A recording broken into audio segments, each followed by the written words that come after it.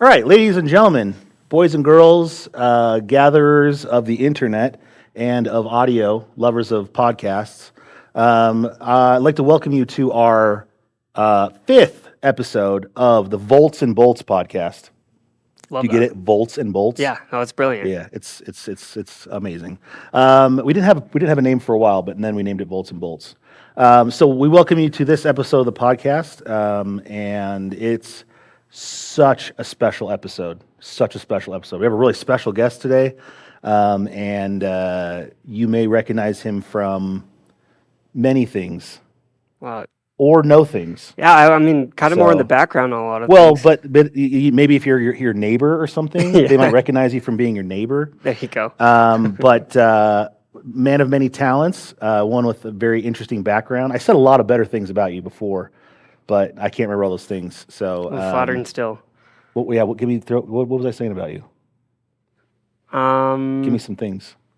Talking about just in that first Yeah, take? the way I was bragging about you. I don't know, you just said a very special guest, Very special Yeah. guest. Very special guest. which is more flattering than I ever need. I mean, so really, the appreciate it. things I was saying were super generic, but they applied to you, you know? And so, honestly, like, Chandler, I don't really know you that well. Like, Yep. that's the simple truth. And so, that's why you're on the podcast, because people keep saying, oh, Chandler's so cool. You got to have him on the podcast. And so, no pressure, but, you know, you really need to perform here. So, no, but in all seriousness, you have a cool story. You've recently joined kind of the sphere of Hypercraft and our customers and things. And so we're just going to talk about who you are, what you do, why you do it, why you've decided to join in the craziness, and what you look forward to. So Yeah. without further ado, will you introduce yourself to everyone and tell us who Of you course. Yeah, I mean, that was more flattering of an introduction than I've heard in ever, but I'm kind of been more in the background of a lot of things, come from the family of Nitro Circus. So my name's Chanler Godfrey, and Chandler without a D. are? Yes, that's important. It's something that I have yet to meet a Chandler without a D. Yeah. So the day I do will Yeah. be special. Yeah. But the day I don't is also special. Like I said, like, you have a unique name. Like, hopefully it stays unique forever. Yeah. So- There's another Chanler Godfrey at the bank I used to be with, and if I didn't clarify that D, Yep. they've transferred money into his account. Oh, really? Yeah. So I had to literally leave banks because it was that complicated. Oh, my gosh. But anyways, so grew up in the world of action sports. Grew up watching, building, and performing in the action sports world. I say a lot of in the background of things because I enjoy more the operations of it versus other people in my family who very much enjoy being in front of the camera. Which is why I ended up where I'm at now, which is with Sierra Cars. Okay. And people should know about Sierra Cars at this point, but maybe they don't. So tell us just a real quick synopsis of what Sierra Car is. So Sierra Cars, from my experience, the best way to they actually explain what the company was is what I experienced and why I got involved. Was so I come from a background again with the action sports. So I've raced a lot of dirt bikes all growing up. I've raced a lot of side by sides, power sports. Done Baja 3 times on a bike. I've raced some supercars. Well, not raced, but driven them in a race-like fashion out at a racetrack. And I met Cole, who's the founder of Sierra Cars. Cole and Pelton. I've known him for a while, but he's kind of just always been that guy in and out, the guy you give high fives to because he's always doing something cooler than you. And then when we were out at Nitro Cross just a couple months ago, he actually let me drive the new Sierra Echo, which is, if you don't know, it's the Sierra car, which originally had the Hayabusa motor, which is now fully electric. And I didn't get it. I was kind of like, it's electric. You can't go as far. You can't do as things. And then the second I drove it, the most visceral experience of my life. And that's not exaggerating. Yeah. There's a lot of things about electric that you just can't explain. The words don't really exist to explain it. And that's what that experience was like. To within 2 weeks, I got a job. Dang. It was Sierra because I believed that much in the product. And Wow. so this is the first time in my life where I've been able to have a creative focus and take my creative experience through marketing and sales and branding and put it behind or in front of a product that actually has premier performance. Because a lot of it is just like Nitro S, right? Like, we have this idea, let's go do this thing, and then we do it, and we get all this great content, and then it doesn't really drive anywhere. It's just kind of like a good, entertaining thumbs up. Yeah. That was a good time. Yeah. Whereas now we get to do that, create an entertaining piece, and then get other people in that seat to experience it for themselves. Yeah. So I'm pretty excited about that. So you've driven supercars, you've driven motorcycles in Baja, you've done all sorts of exciting things.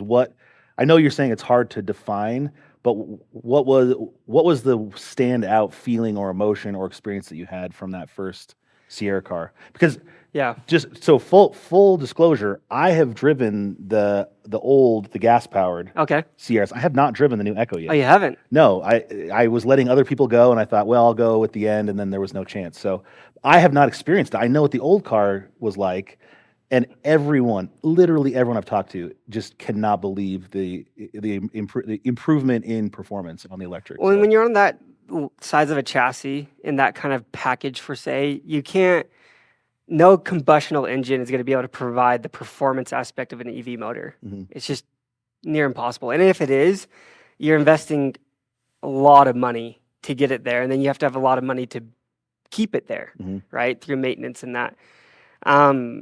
With EV, it literally is all your time and investment goes into developing the technology. But once it's there, it's not really breaking as much, right? It's Yeah. just there. Yeah. You literally flip the switch and it goes. You plug it in and it charges. Yeah. So to explain it, it honestly is a similar experience as like what Surons did in the dirt bike world. Mhm. Whereas dirt bikes, they're very intimidating. They feel like they're overly powerful, but they're not. It's just such a loud, raw bike, right? Like a 450 or something like that. And so a lot of people get intimidated by having the clutch, the height of the bike, the bigger wheels, the engine. And so there's a big barrier to entry to wanting to go ride. Whereas when I got into like riding Surons and that and got my buddies on Surons, these are people that I've been trying my whole life to get them to ride. And I've been training them. And then we got them on a Suron, and overnight, they're up ripping in the mountains with me, doing Cool. big trails and having the time of their lives rather than suffering. Mhm. So I see Sierra cars as that same approach. We're trying to flip the barrier to entry on its head into like a performance aspect of a vehicle. Interesting. Because if you really want that kind of performance, you got to buy a Porsche GT3 RS or like a McLaren P1 or some sort of car that's easily going to be over $100,000. Mhm. Whereas we're being able to give that performance in a $40,000 package. Mhm. And it's just phenomenal. And the maintenance cost is, you got 35 to 40% less moving parts. Mhm. So change tires and brakes, and off to the races you go. Yeah. And I've seen how Cole has to change tires, so that Sierra car eats those tires if you're not careful. Well, yeah, I think he does it for the smoky burnout show, but it's pretty awesome. Well, the biggest problem with electric, and it's something to keep in mind as you're getting into that world, is your wheel speed. Because like on a normal gas engine, right, you have your gears. So you only can get the wheels to as fast as the gears can allow it. So you're used to going all out, and the wheel can only go as fast when you're like in the dirt drifting or something like that. With electric, there's no gears. So you can be pedal down, and the wheels could be doing 100 miles an hour, but you're only doing 30 miles an hour in a drift. Right? So when it catches, it's very, hard to get used to your wheel speed. So you got to remember, like, you can't just go throttle down the whole time. It's interesting. I hadn't thought about those kinds of things. Yeah, just little things. Huh. Interesting. Well, that's cool. Yeah, I'm excited to get in the Echo for sure. I know it's been a hot commodity, traveling all over the place. It's a bug. Yeah. And it will change your life. Yeah. And I don't say that lightly. I used to think that was silly and stupid and it didn't make sense. And obviously I'm in sales, so it feels like I have to say that. But there's a reason I'm here. I actually had an opportunity to get back involved with Nitro, more on like the operational executive level of things. And then a couple other things during that time of driving the car and getting involved with Sierra. And I actually turned down all those opportunities because I felt like this really was something. That's awesome. So. That's awesome. And that's why you're on the podcast, is because you have a cool story like that and you are committed and excited. And so for me, I've been with Hypercraft since the very beginning. And so I've seen it go from nothing to, people like you coming on that are like, this is it. Like, this is amazing, And obviously Sierra is not Hypercraft. It's its own entity and things like that. But I have been just kind of slowly boiled to the point where it all feels so normal to me.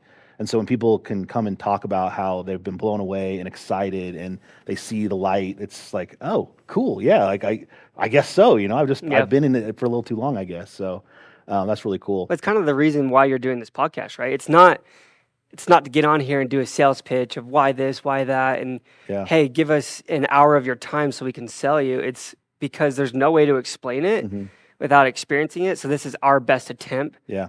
to explain it to you, because when you're in this world, it makes sense. But when you're not, it's a big translation barrier. Yeah.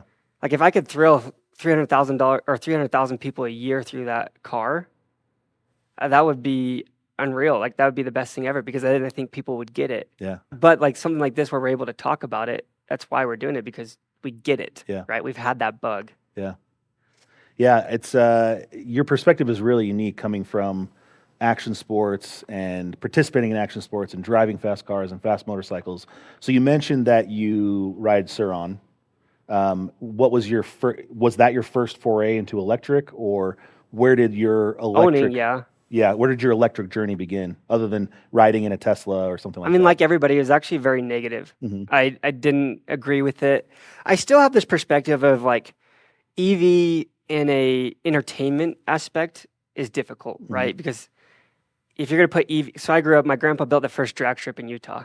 Yeah. So I grew up around top fuelers my whole life. What was that called again? Rocky Mountain Raceway? Yeah, Rocky Mountain Raceway. Yeah. Well, it used to be called Bonneville Raceway. Okay. And then turn into Rocky Mountain. So like if you're going to put an electric car, it will sound cool, but you're going to get over it after a while. And even it can, let's say it did like 2.5 second runs, quarter miles or something like that, which is right now they're doing like 3 point something.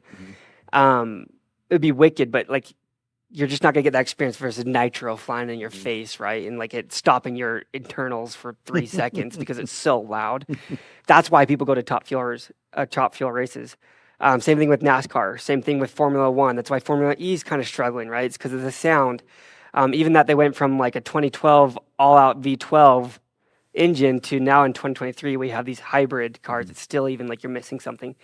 But when you get down to the nuts and bolts of electric being all about just performance, that's when it made sense. That no combustional engine or nothing really hybrid or anything is going to replace the power and performance that this vehicle can give, and eventually at an affordable price that people can have, because not only is your maintenance costs significantly less, which I'm a wrencher, I love wrenching, but I get over fixing things. I want to build. I don't want to fix. Yeah. So that was also very intriguing.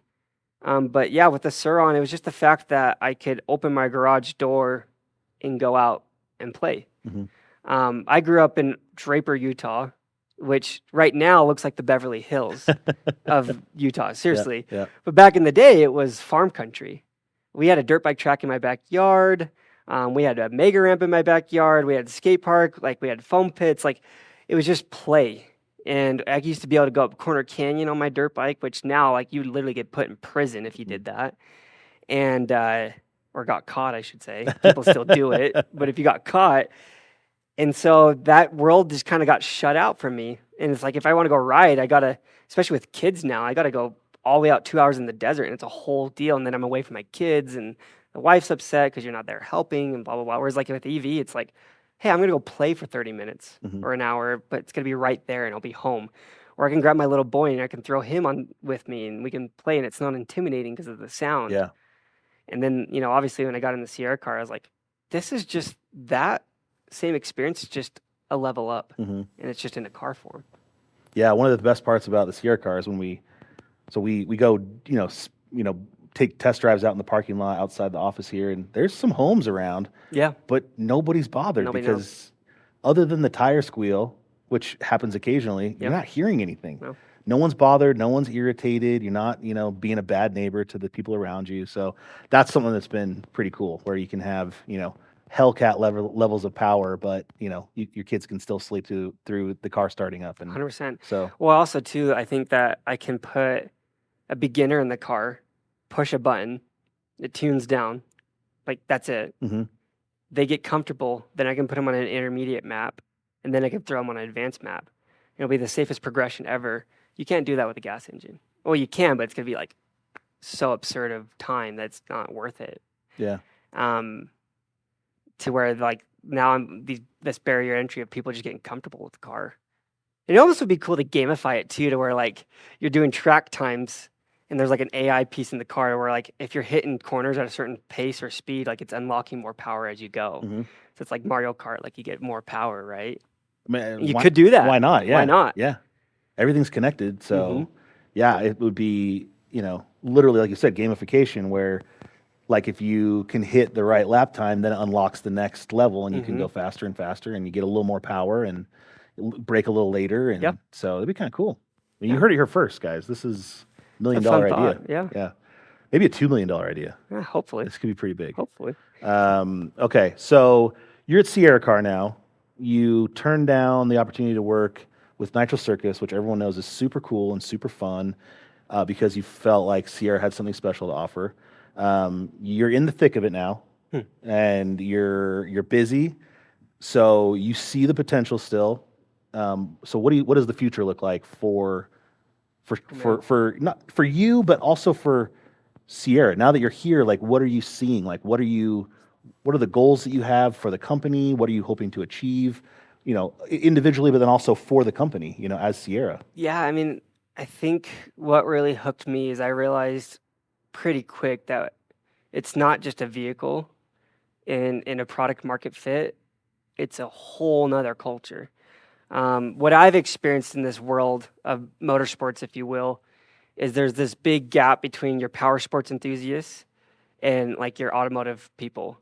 Like your automotive people, you almost want to give the name of like Tony. Like they're kind of like a little bit more upright, like they're a little bit more fancier. They're a little bit more like they have their schedule and their class to things. That's why they're affording $250,000 cars. And then your power sports people, you want to almost give them the name of Bubba. The contractor doing construction during the weekend or during the week, but on the weekend he's out ripping it in the desert, the weekend warrior, right, with his kids. Mm-hmm. There's such a disconnect between these two people, but they both want the same thing. And if the automotive person wants to be in the power sports world, it feels dirty, it feels grungy, kind of like, skateboarding was back in the day. And if the power sports person wants to get into automotive, it's too expensive. There's so much barrier to entry. Whereas Sierra Cars, I really believe it will become the median to that. It's a Swiss Army knife of a car that's not supposed to go do King of the Hammers in Baja, but it can still do rally and jump in the dunes of what the power sports people want. But it also can do Pikes Peak and F1 tracks that what the auto enthusiasts want. So it's kind of this whole new breed. And that's what made me excited is like, there's really no competition because nobody's doing this because it is a whole new culture. And that's what I signed up for. Selling a car is cool and all and great. I want to give people that experience. I came up with this tagline in my life called Discover Courage. Because in Nitro Circus and doing what I did, I always felt like I got to experience that because of opportunity. And I believed a lot of people would do the same thing that I got to do had been given the opportunity. And so I started a business called Godfree Proof, and my tagline was Discover Courage because I really wanted to make what I experienced in life accessible to the world. And so I did that through building custom side-by-sides. We did giveaways. We did all these activations with experiences and lessons, and we would go hide treasures in the desert, try to get people out of the door to go explore. And Sierra Cars, to me, fulfills that in a way better approach because you're getting a lot more performance with an actual superior product at a way friendlier price point. And all we're going to do is just get the price cheaper as we get, the economy of scale of things. As we get bigger and better, we can make the car more affordable. To where then we can give people this opportunity to really push their limitations. And because truthfully, when you live in that world of discomfort, there's some of my biggest life lessons came from being in that world. And this sounds cliche to say, but this is truly how I look at it. There's been so many times growing up, I've been stranded out in the desert at 2 a.m. with my dad. We're out of gas on our dirt bikes, and there's a storm rolling in. I mean, I could tell you stories on stories on stories. In Baja, I got stranded at 3 a.m. and found a little Mexican family with a fire pit that gave me food and figured out a way to get my bike back into town, which was 30 miles away, right? It's just, those are the experiences I got to have growing up. and who's going to get that opportunity, right? It's not like we want to get stranded, but who's going to have the opportunity to get out of their comfort zone? Whereas Sierra is giving that opportunity through a product that's unknown, but going to become more and more accessible to the world as we grow. If that makes sense. Dang, man, like that's deep. Yeah, I mean that's really why I'm here.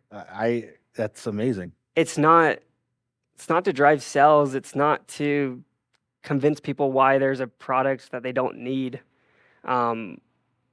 It's part of that. It's really just building a culture that doesn't exist yet. That's pretty cool. Yeah, I like it. I mean, the consistent theme I'm hearing from you is sharing. You trying to get people out, get out of their comfort zone, get out of their house and into the outdoors, and experiencing something new, doing stuff with your family, getting people to do stuff with their family and their kids. So, I mean, that's the theme I'm hearing. Is there a reason why you have a passion for those shared experiences and discovering courage? Right? Yeah. Where does that like passion for sharing this experience or those kinds of experiences come from? I think for me, it was like we look for joy in a lot of ways. And, it's all about who you're with and what you're doing with them. And there's so much market. If you drive down the street, I just had this thought the other day. If you drive down the street in a city, just kind of like blatantly look at everything and pay attention to how many things are calling for your attention. Mm-hmm. Right? We live in a world of so much noise, of so much miscommunication, of so much just chatter, that it's like this drive to happiness, to experience, to discovering your best self, to gaining real memories. The only thing we're going to die with is our memories, right? If you want to get that deep, it's who we are with and the memories we're going to die with them. And yes, you can create product that makes sales like an air freshener, right? But that is of zero interest to me. Mm-hmm. But you can create product that provides experiences with the right people in your life.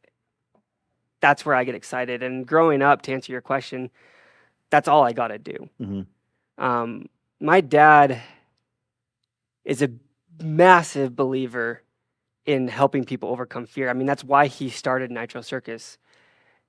He'd tell me all the time is about helping children and adults even overcome fear. Through that process, I feel like he accidentally stumbled on, it wasn't just about fear, but it was about these memories and development that came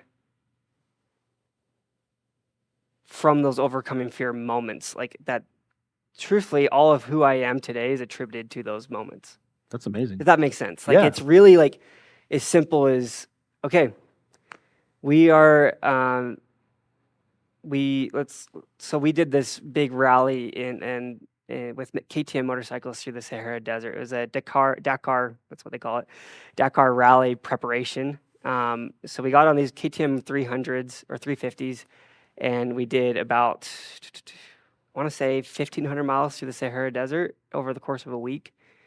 And, when you're going out and you're following maps and you're following these compasses and that, at the end of the day, when you break down, you're not getting home unless you figure it out, unless you come together as a team, unless you like really think outside the box.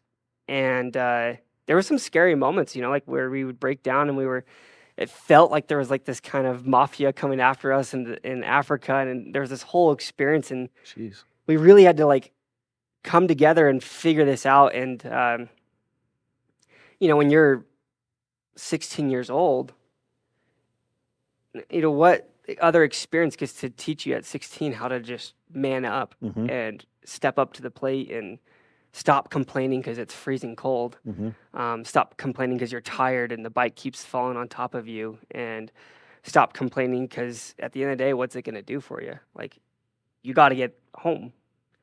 And so there's a lot of experiences like that made me who I am, and I just want to give that opportunity to other people. That's awesome.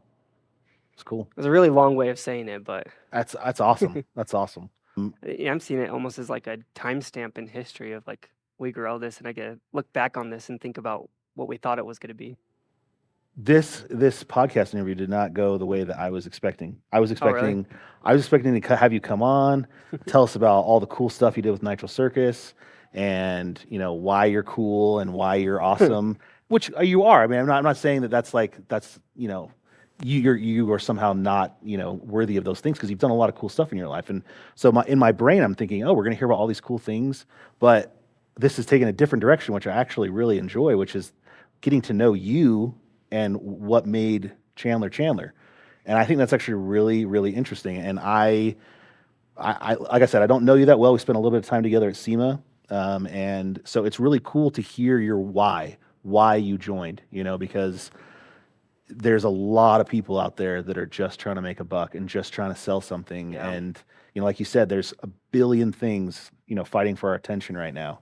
And your purpose of being involved in this commercial enterprise is to help tune out the distractions to some extent and give people something that can create core memories. A very raw experience in life. Yeah. And electric, honestly, to me, feels like that friendlier barrier to entry to that.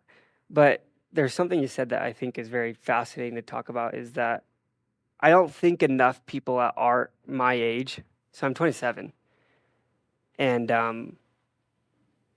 if you were to ask me 3 months ago what I wanted to do, it would have been a completely different answer. And if you wanted to ask me 3 months before that, it'd be a completely another answer. And then, keep going down that line.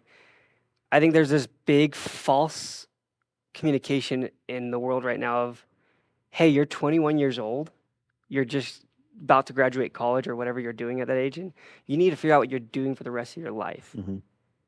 And it's like, well, I have no idea. Like, I have the world ahead of me. And it's almost like, this is going to sound really weird to say, but it's almost like there's too much opportunity. So when somebody tells me they want to be entrepreneurial or they want to do something with life and they can't find the opportunity, I get so frustrated with that.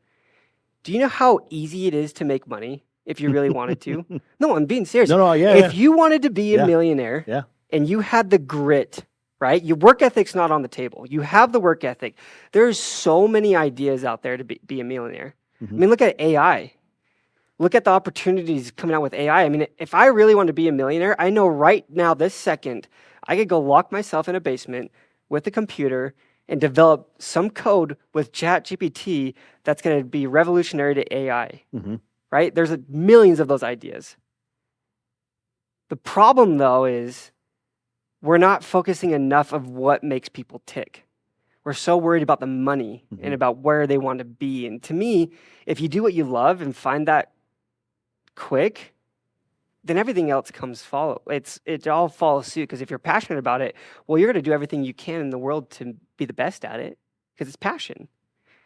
And so when you go back to like Sierra and the why to all of this, when I went on an LDS mission and came home, and I went straight into college and changed my major 5 times within 2 years. Into 2 years. Oh, I went from paramedic to digital marketing to business and finance to engineering.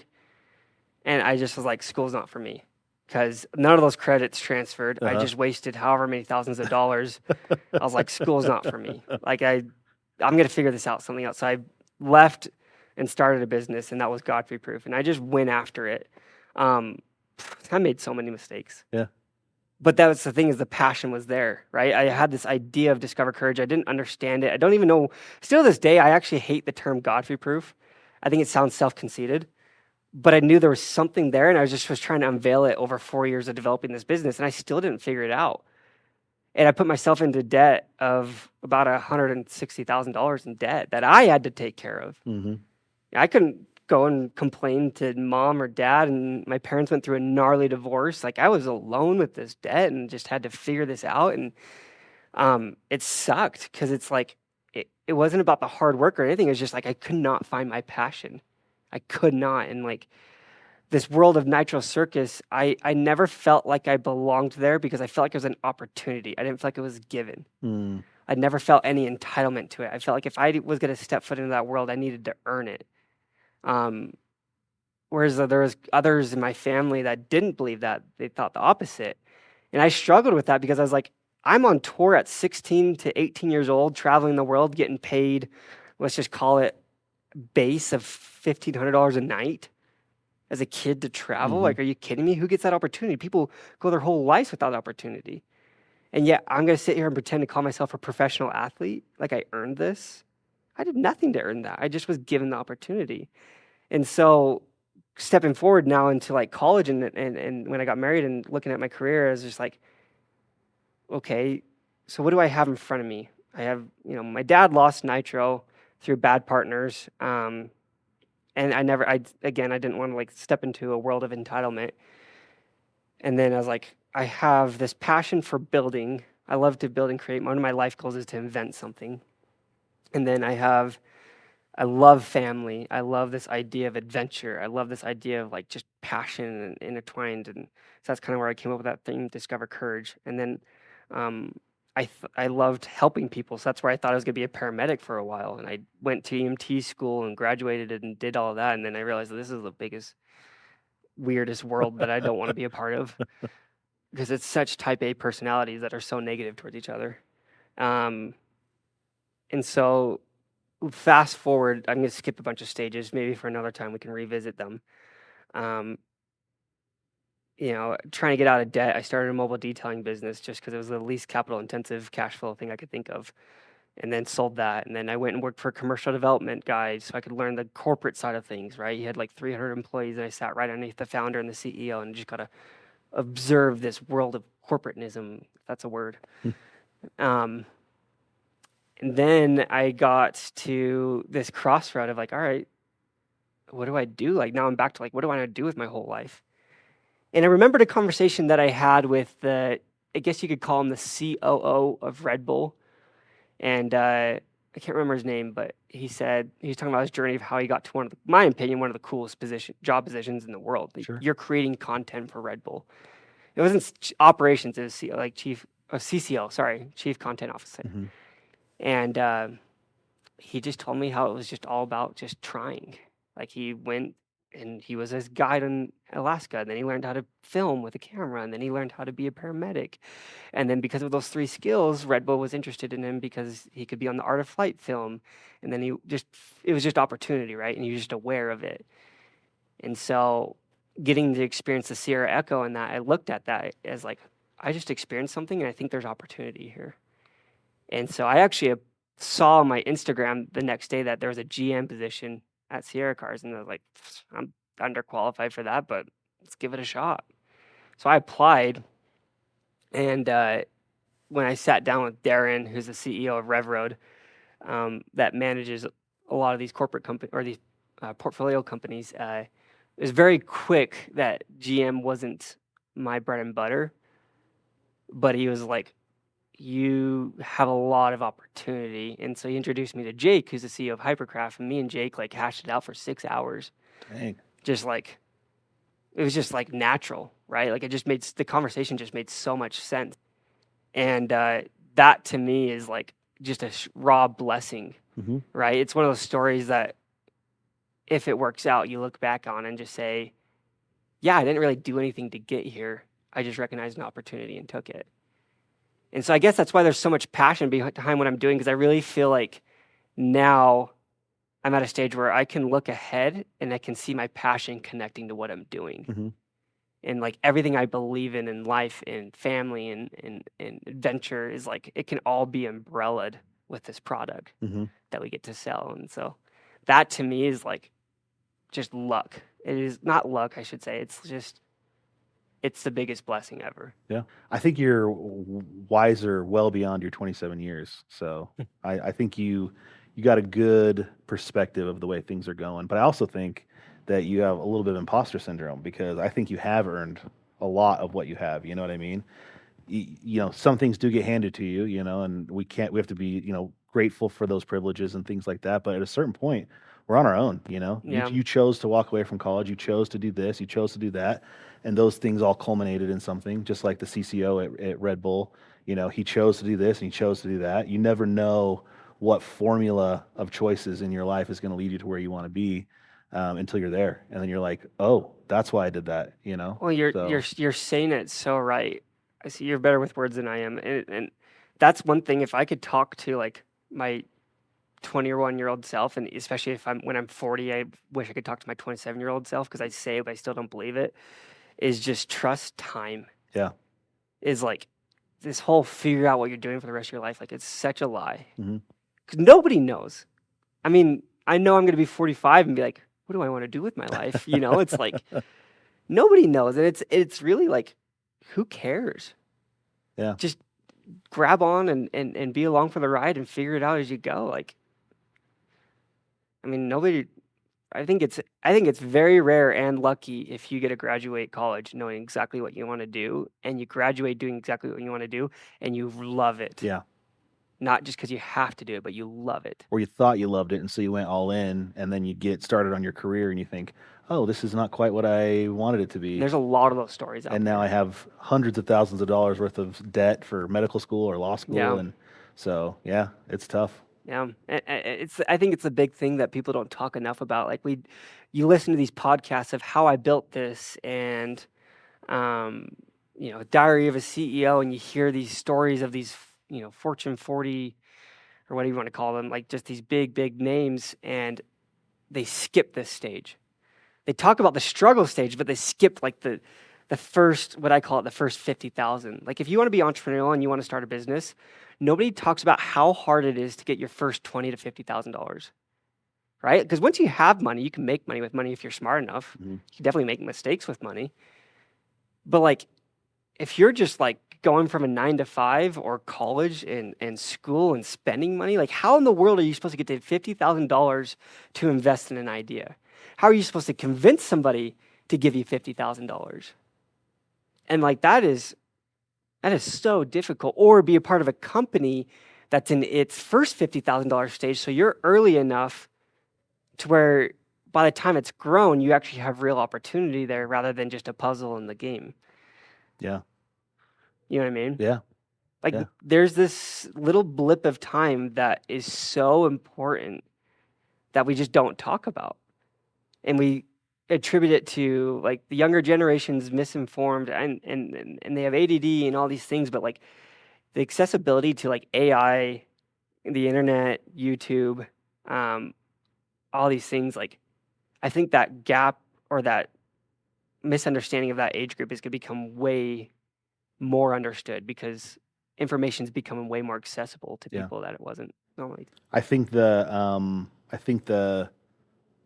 tools for their success could also be the tools for their demise. You know what I Yeah, mean? Where it's yeah, like, you know, with great power comes great responsibility, and depending on how you use it, you can either change the world or you can, just live in your parents' basement for the rest of your life playing, Xbox Live or something like that. So yeah, it's tricky, but it's exciting, because you're right. Like if you want to make $1 million, you can do it. You know yeah. what I mean? And used to always want to slap my dad in the face because he would always say stuff like, "Well, I guess you just didn't want it bad enough," And I'm like, "No, I want a helicopter by the time I turn 21."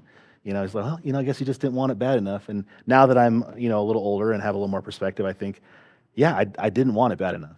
As much as I want to have these That's things. okay though. Yeah, Because no, like, what's that want? Is that want because of your peers, it's or is that want because you genuinely in your heart wanted that? yeah. Because Well, that's the thing is like I realized that I didn't really want that. You know what I yeah, mean? I wanted to spend my free time doing other things rather than working and grinding and burning the candle from both ends. And so I was like, yeah, I'm just gonna go play Magic the Gathering with my friends, yeah. and I'm gonna play Call of Duty till 3 o'clock in the morning because that's what I want to do with my life. So And that's what I think we got to tap into more is like because of social media, and you see all these influencers and people making careers doing what they love. I mean, we were just talking about this before. Is like they don't understand how much work goes into the doing what they love, right? Um, you're stepping into such a interesting world of conversation because it's almost just there's really no answer, and that's where I talk about time. Is you just got to trust the process because if you're gonna ask a 23-year-old, 24-year-old, 27-year-old what they want, they don't know that. mhm. I mean, and this is just being vulnerable. I'm a vulnerable person. I really don't care to the right people.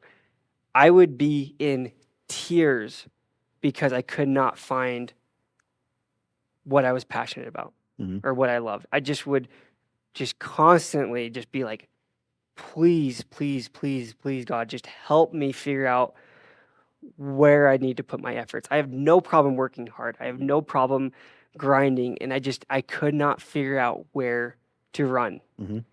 I felt like I had all this power and energy, and I just was like, I couldn't figure out the direction, and what would happen is a door would open and I would just sprint down it, right? And I would blow relationships, or I would blow opportunity because I was so like Eager. enthusiastic Yeah. and eager versus just trusting time and just slowing down and just being patient and just like oh, there's so much time ahead of me. Yeah. Yeah. And then you get to where I'm at and you're like, crap, I should have bought a house 20 years ago, Well, how old are you? I'm 40. See, here's the crazy thing. You're not even halfway through your life. No. And that's what I keep telling myself, every time I get up, my back hurts, or I'm like, I find a new ear hair, growing on my ear or something. I'm like, man, I'm so old. And then I think, no, I literally have twice my life left to do what I want to do, and what I want to do now isn't necessarily what I'm going to be wanting to do later, so how do I do what I want to do and let that evolve over time? So yeah, and when you're talking about time too, it's like, okay, there's a stage of each, there's something in each stage of your life that you're never going to get back. Mhm. So like those college years, right? People think, oh, I got to live it up and party and just get wasted. And it's like, okay, yeah, if you want to do that, great.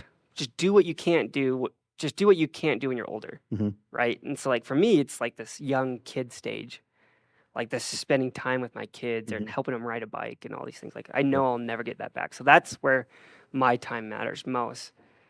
And with that, then comes, all right, what am I sacrificing for that time? Mhm. Right? Because there's always a sacrifice. There's always, you're going to give something for something else. And so then that's where you look inside and you go, okay, what does matter most to me? What do I care about? Like, working at commercial, like when I was in general contracting or in commercial development, like that time was the most least important thing to me. Like I Mhm. did not care at all to put time and energy into that. But now it's like I got the Sierra Cars opportunity, and it's like I love being with my kids, but I really actually am passionate about this. And I think that's a good gauge of knowing if you're on the right track. Yeah. Right? Is where do you want to spend your time? Yeah. Yeah. I had a great job before I came to Hypercraft that was great. I worked with great people. I got paid really well, great benefits. But I didn't have a passion for it. Yeah. And so when the opportunity to come work at Hypercraft, cropped up, and it was like, wait, I can come do car stuff. Yeah. And eventually I'll get paid for it, because we were a startup at that point. But it was like, yeah, I think I'd rather go into the unknown with the opportunity to do what I actually could really be passionate about for the first time in my life.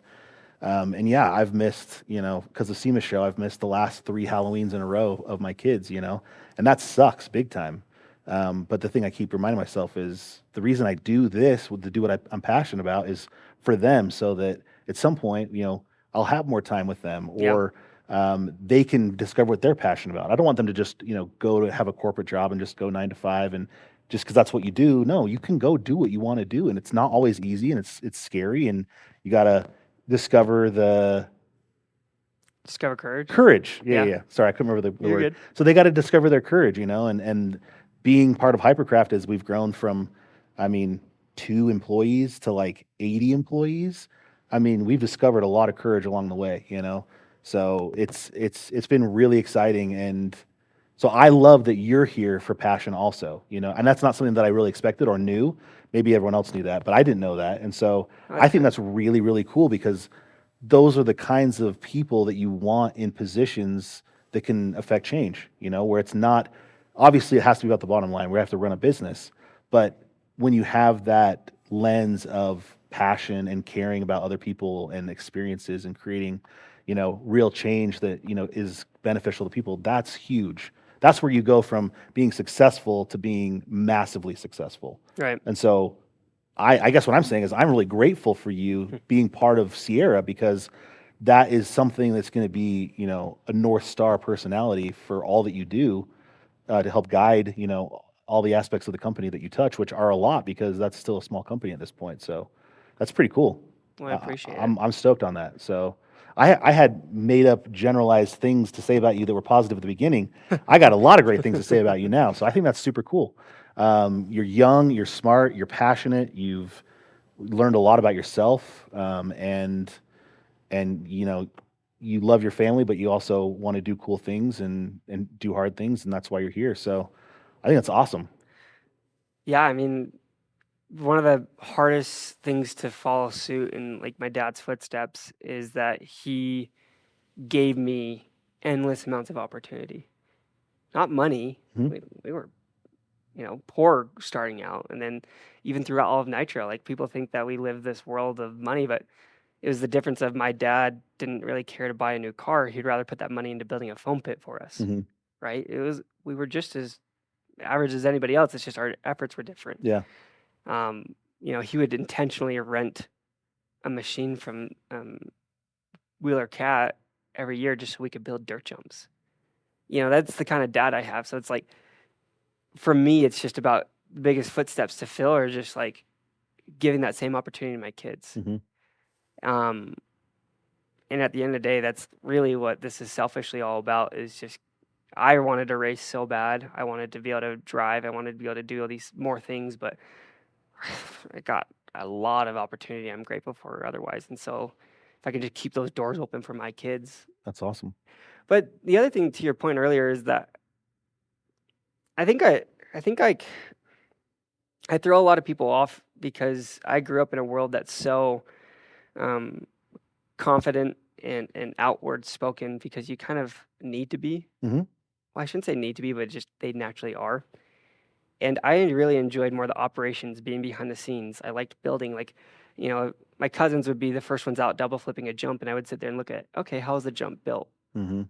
Is that angle good enough? Like, and then I'd watch them and I'd observe it, and then it'd be like, oh, I think I could do it. Then I would do it, and I think that approach is what immediately separated me from my family. Um, to where then I feel like I was able to not just take on this. I like to hope I'm not an arrogant person because it really in the end just doesn't get you anywhere. Mhm. And nothing was uh, nothing to me feels given or entitled. It just feels like it's all earned if you are wise enough. And so, because you can lose it all in a day. I mean, I watched my dad build $100 million plus entertainment company and lose it in 2 weeks. Dang. So to me, it's like, okay, if you look at it that way, what memories did he get along the way? Mhm.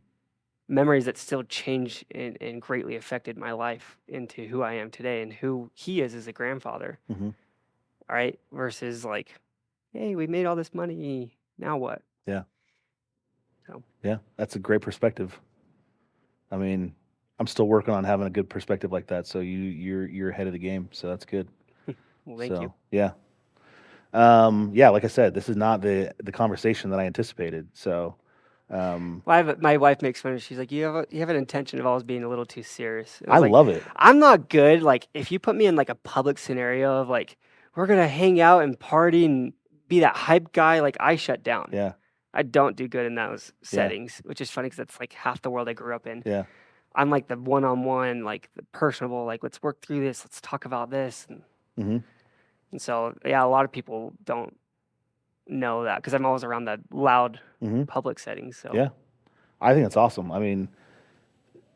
So this podcast is obviously for Hypercraft, but for my sake, the thing that I've loved most about doing this is getting to know people. right, Where I'll interview someone and I'm just like, "What? Seriously? That's amazing. yeah, You did what? Or everyone's got a story. you think what?" Like it's I mean, you know, Alana Carter was a race car driver, female race car driver coming from Canada, her story of, her dad enabling her to race and things like that. And, Jay on our team that, he was like a captain of ships in the Caribbean and Oh, things really? like that. Like Wild. just like these crazy stories. And it's not just the stories, it's the people behind the stories. And so that's one thing people always ask, like, well, what do I have to do? Or what's the requirements for being on the podcast? It's just like, do you have a soul? Are you interesting? You know what I mean? Yeah. Like, Are you we real? ultimately we want to talk about EV, you know, and so when we did, but at the same time, it's just like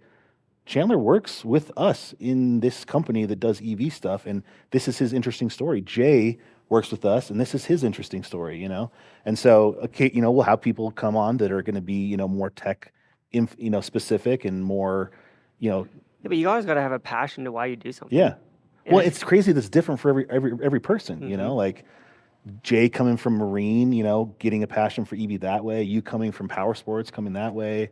Alana, who's literally just a straight up race car driver, that then got signed on to race an electric race car, and she was just like, "This is amazing," you know. So her experience was, you know, very fresh, very new. And you're You know, watching their stories unfold because yeah, there is this transition from combustion to EV, hmm and you're literally getting that story right in the moment of watching these people transition. I mean, yeah, I just had a conversation with Travis Pastrana like 3 days ago where we were talking about EV, and he's just like, "Oh, he's like Sierra cars and what you guys are doing is far ahead of its class," and that's why I think like the most important tool and probably the reason why you guys are doing this podcast. I genuinely believe one of the most important skill sets you can have in this life is being observant. hmm It's being observant with humility. And because if in your position, right, where you're sitting, if you're smart enough and humble enough, you can observe a lot around you and make very, very educated decisions, right? I think somebody like Joe Rogan, the amount of people he gets to talk to is a very educated person. hmm Because the truth is, if you meet one person, he's half BS telling you why he feels the way he is because of his confidence, hmm right? He has to prove something. Versus when you talk to 50 people, you can really draw this common theme. hmm And so almost it's feel like that's what you're giving with this podcast is the ability for people to understand EV through an observation perspective yeah, rather than just like hearing it from one person like Tesla, not like this is what EV is. It's hmm like that's what hooked me onto Hypercraft's MO is like, yeah, you guys make a good footprint, like a carbon footprint in the world, but you're about the raw performance aspect of it. hmm And I didn't really know anybody else thought that way. And when I heard that, I was like, oh, that makes sense. So that, I mean, I guess we should tie it somehow back Right. to I EVs, guess that's but kind of what I just did am like, doing here. so what do you want the literally tens of viewers watching this podcast to take away from our conversation on two different levels? One, on a personal level, because you had some really great messages on a personal level that are, you know, just related to life and not EV. So in general, what do you want people to take away? And then two, what do you want the EV takeaway to be for people that are listening? Personally, I think I want the takeaway to be more selfishly a timestamp in life of just recognizing where this crossroad could take me and having something that kind of shows that crossroad. And for people to realize that their personal journey isn't as significant about where you're at, but where you're going and how you got there.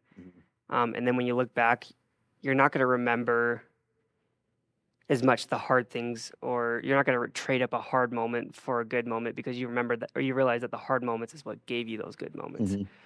And so for me, I use this selfishly probably as like a timestamp and hopefully seeing that transition of Yeah. like all these hard moments taught me how to be this person at this period of time, literally in front of this camera, to then present a future opportunity for me that I Mm-hmm. can look back and show my kids and be like, look, this is why I felt this way. This is Mm-hmm. why I seen this way. And this is hopefully for other people why you can develop that same mindset.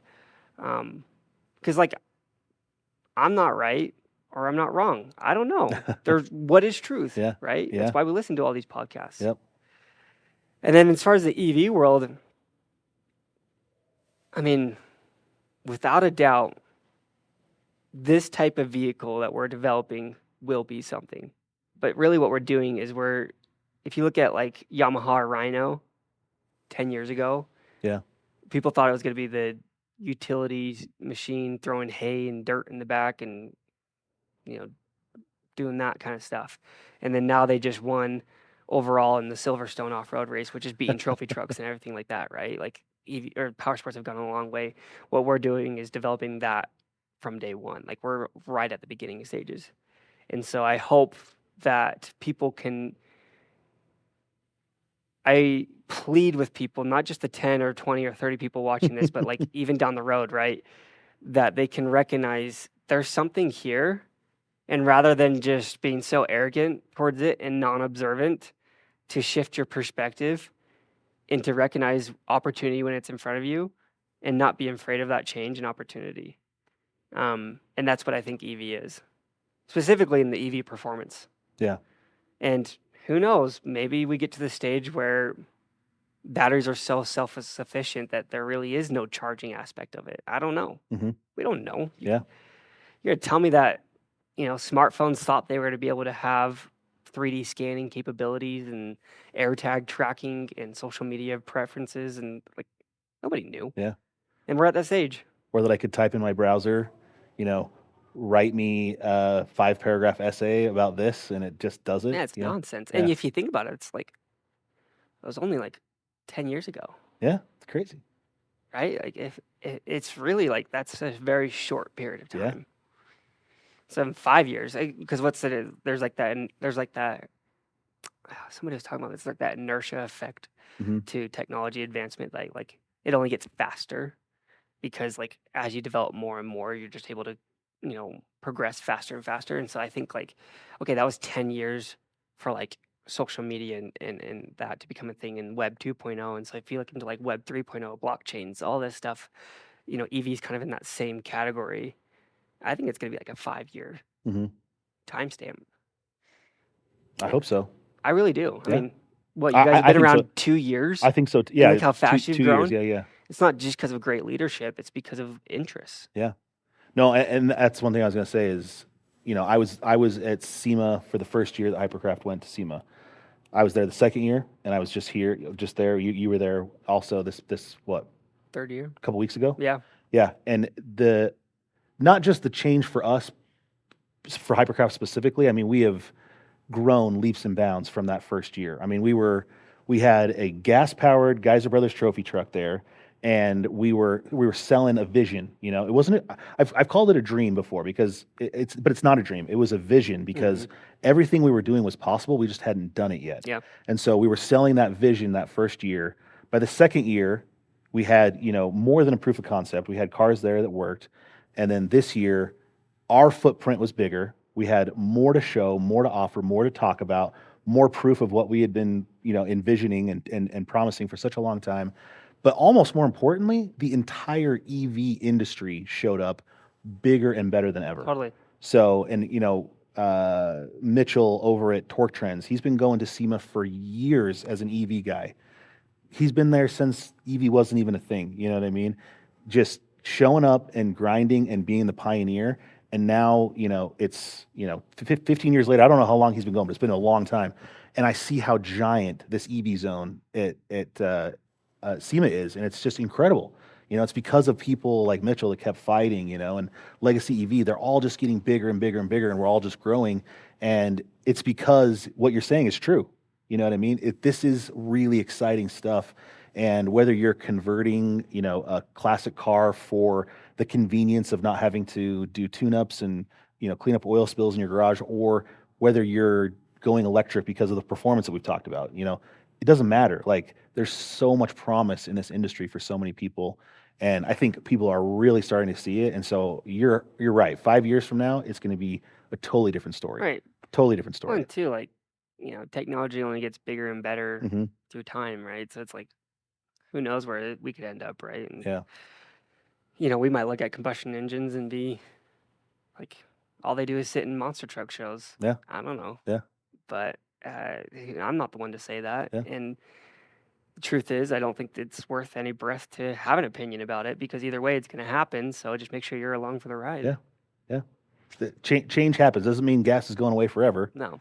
It's just going to look different. You know Yeah. what I mean? Like, EV and gas can live in harmony for who knows how long, Totally. So, I had a guy arguing with me at SEMA why combustion engines is always going to be better than EV. And I was like, great. We had a combustion engine in the Sierra car. Mhm. It didn't work. Yeah. It had a lot of problems. It was very expensive. Mhm. And nobody wanted to drive it because nobody knew how to work on it. And now it's like, okay, guess what? We threw a Hypercraft powertrain in it, and now we have 80 people that want it within a month. Yep. And over 6 years, they only sold 30 something. Yeah. That's kind of an interesting perspective, Yeah. right? And so it's like, what's the argument? Yeah. Well, and you said it, like, and everyone I've talked to, every customer that we have, it's always you have to experience it to Yeah. understand. Oh my You gosh. really, really do. Well, I was, So, what, 2 months ago? I was not in this. I was not thinking I was ever going to be in this seat. Mhm. That's for sure. Yeah. And definitely not an EV. And yet here I am promoting and selling and branding an EV vehicle. Yeah. And so when can people start riding in that? What's the goal for Sierra to start getting more people in that vehicle Right now. right I now? mean, our biggest thing, my biggest push right now is what we call Sierra Outposts. Mhm. And so, and this is where I get really excited and where I got hooked on with the brand is that realistically, we should replace any any fleet that offers an experience in the whole world, because 40% less moving parts, way friendlier maintenance operation costs, right? The car, you can base model buy it right now for $40,000, and yet it's the Swiss Army knife in doing all 5 or 4 track disciplines, right? Mhm. From off-road, street to drifting to karting, to rally. And then you can tune it with a push of a button. So it's like when you're talking about like this driving program, like why would you want any other car, Mhm. right? Like people think they want to drive a Porsche, they think they want to drive a Lamborghini, but then they read the fine print in the contract of, hey, if you wreck this car, you are responsible for damages Mhm. because we can't afford those damages, so Mhm. you're going to afford it. And so then all of a sudden you drive the car way under its capabilities because you're afraid of wrecking it. Where it's Mhm. like, you wreck our car, one, you're going to be very safe in it because it's a unibody chassis Mhm. and all hand welded.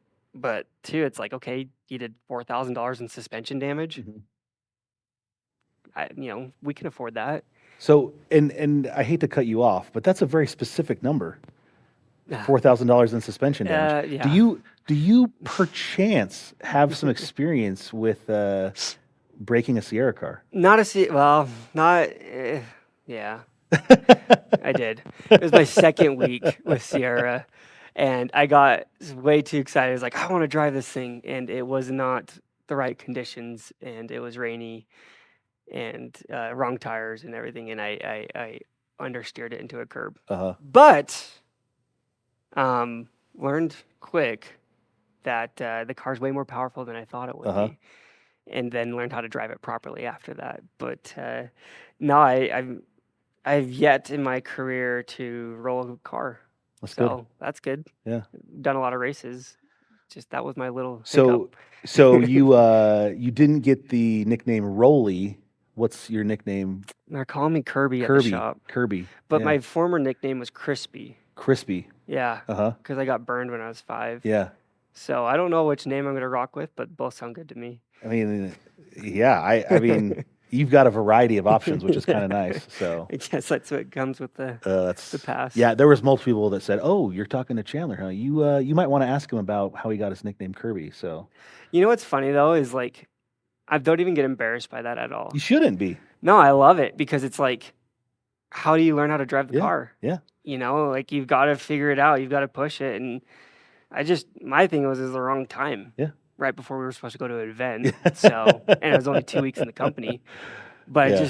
I want to understand that car so much. Yeah. Well, and like you said, it's not like a Lamborghini or a Ferrari. You know what I mean? Like, yeah, you curbed it, and that wasn't great, but it's not the end of the world. No, we had it fixed within 2 hours. Exactly. And I think that's what makes Sierra Car so great. Is it really is that toy and that tool that you need to push yourself and to learn and to It have wasn't fun. like mechanically heavy. It's just, okay, Yeah. use a crescent wrench, Yeah. untie some bolts, retie them, Yeah. and just make sure you don't miss a bolt. Yeah. And so like when you were asking the question about, you said something about like the Sierra program, Oh, Sierra outpost, but Yeah. like why we get where we're gonna be. Oh yeah. Like for when and how are people going to start being able to experience that Oh, yeah. that EV So like, Sierra? so there's those outpost programs, and we truthfully, I think we'll have within a year at least a spot, like within, call it 100 miles or 200 miles of anywhere in the States. Cool. And that's pretty Within a significant. year. That's a goal. Yeah. I mean, And the goal is to have within 100 miles of anywhere in the U.S. you can go try a Sierra car. yeah, Okay. 100 to 200 miles, because the truth is that's the only way you're going to understand it. Yeah. Not only is the person owning the Outpost program going to make money by giving experiences, but they're also going to make money off of selling the cars. But also too, like, what's even cooler is, like, I used to build custom side-by-sides, right? Like, I know how I want to accessorize a machine, and I felt like the power sports industry came up short in giving all the power to these third parties to build aftermarket accessories. Because the problem with those third parties, they make great product, but they're not good at marketing, right? And so what we're trying to do is encourage those people to continue to make good product, but to sell it on our platform and let us do the marketing for you. Because truth is, somebody is going to develop a better suspension setup than us. Somebody's going to develop a better bumper kit or light kit or street legal kit or wheels and tire setup combination. And we want them to sell it on our platform, not because we want the money from it. We just want to help them get that product out there, because there's a lot of better parts out there than what Polaris can make right now. But you kind of don't really know where to go to find them. And so that gets me excited too, because in addition to the aftermarket world, we're also going to sell people the chassis, just a bare chassis. So it's like, hey, you think it should have a gas engine, and that's where you feel great. Here's the chassis, go build it yourself. Or you can buy the suspension, the wheels, and everything just without the motor. Here you go. That's cool. And so it's really just encouraging that, like, DIYer enthusiasm in everybody. Yeah.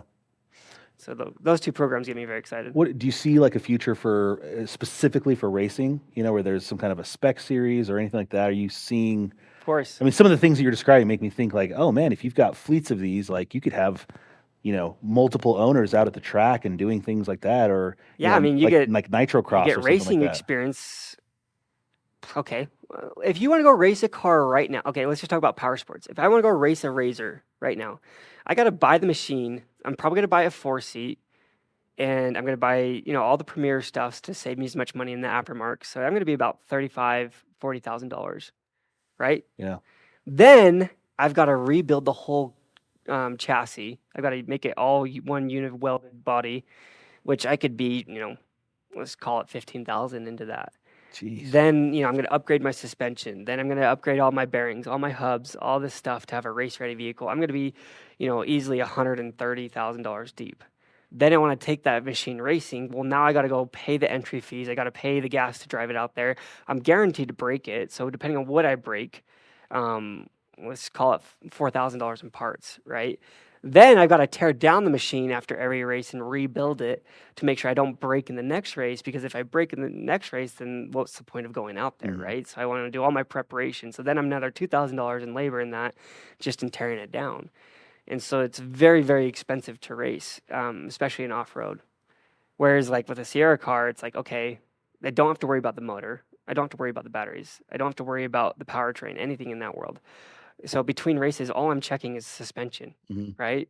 Because that's the only thing that really is mechanically weak. Yeah. Like on any car. And then to operate the car is a little obsolete because electric motors don't really go bad. I mean, they do from some warranty probably issues, but it's not from like any driver error really.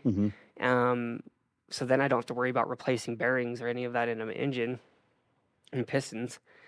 So then that's a whole nother cost out the window. And then I can buy the car at $40,000 and I could very quickly have it race ready.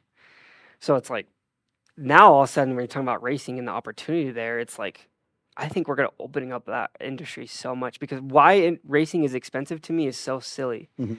Because we want to make it feel accessible to everybody, but it's only actually accessible to the rich. And that to me is a little bit backwards. Yeah. Because it should be accessible to everybody, but only the real drivers, the real talent should be able to make it to the top. Yeah, and this is something I hear from everybody. Scalar Performance, who is one of our customers, they built a all-electric club sport racing car based on the GR86, and everything you've said is exactly what they've said. So sick of fixing between heats while they're racing and all these kinds of things. So EV fixes that.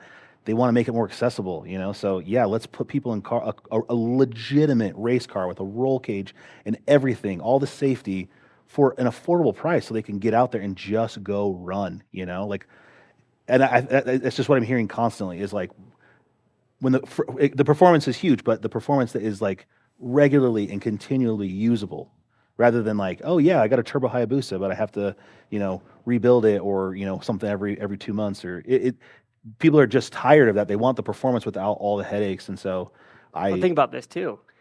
You could be a dad and you could have 3 of your kids and you race the same car. Mhm.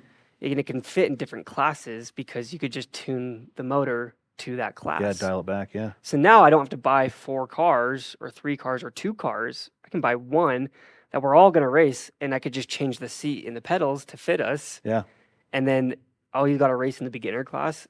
Hopefully, you know, as racing gets more advanced in the EV world, we would allow just a map tune that only lets the car run at 50 horsepower for like kids, or then 100 horsepower, then 200, then 300. Yeah. And maybe that's all we need to go advance between classes. I don't know. That hasn't been defined yet, but that's what I've kind of thought about in racing in the EV world. Yeah. You're right. It really is Mario Kart. 50cc, 100cc, 150cc. Yeah. Because traditionally it's like, oh, you have to buy the car with the smaller engine and everything like that. Because suspension, I mean, you can spec it, but at the same time, it doesn't really make that big of a difference if you're, I don't know, if their powertrain is tuned down. Yeah. So it's amazing. Yeah, it's interesting. See, those are the questions we don't know. Yeah, and that's what's so exciting is once you kind of start pulling one thread, you're like, oh, well, what if this? Oh, and if you did that, you could do this and EV this, and oh man, you know, and so it's, I mean, the next 5 years is going to be really exciting. So absolutely, I'm stoked for the next 5 years. I'm stoked for you to be part of this and to be doing cool stuff that your kids can get excited about and participate in when they get a little older. Again, I'm super appreciative of your passion of what brought you here and why you're doing what you're doing. I think that's really, really exciting. And it gives me confidence to know that people like you are helping drive these kinds of things, you know, without that singular focus on money and the bottom line and, you know, just whatever we have to do to earn money. It's like, let's create experiences and show people what's possible and let's have fun doing it. So. Right. And so it's just totally passionate. And I'm just grateful for the opportunity. I'm humbled by the opportunity. I'm grateful for people like Jake and Darren giving me that opportunity. And truthfully, at the end of the day, I just want to be a part of something that really makes a difference because that's what my dad did. And that's what he taught me is possible was he changed a lot of lives with what he created. And I just want to be able to do the same thing. And maybe this leads into other future opportunities, or maybe I end up somewhere completely different. I don't care. Just along for the ride. Yeah. I'm enjoying every minute of it. Cool. So, thank you. I'm going to end it right there because I think that's a great final word. So, Chanler, thank you so much for coming and taking the time to just riff with me. You know what I mean? Like I said, this was not the interview that I expected, but it was way better than what I had in mind. So, it's been a pleasure to get to know you and the reason why you do what you do, your past, and what you see as the future. So, I'm super stoked that you're here. Working with Sierra Car, and I'm excited to see where things go in the next 5 years. So thanks, brother. We'll check in 5 years for the next episode. I'm stoked for it too. Okay. All right. Well, thank you very much. Thank you. Okay. See ya.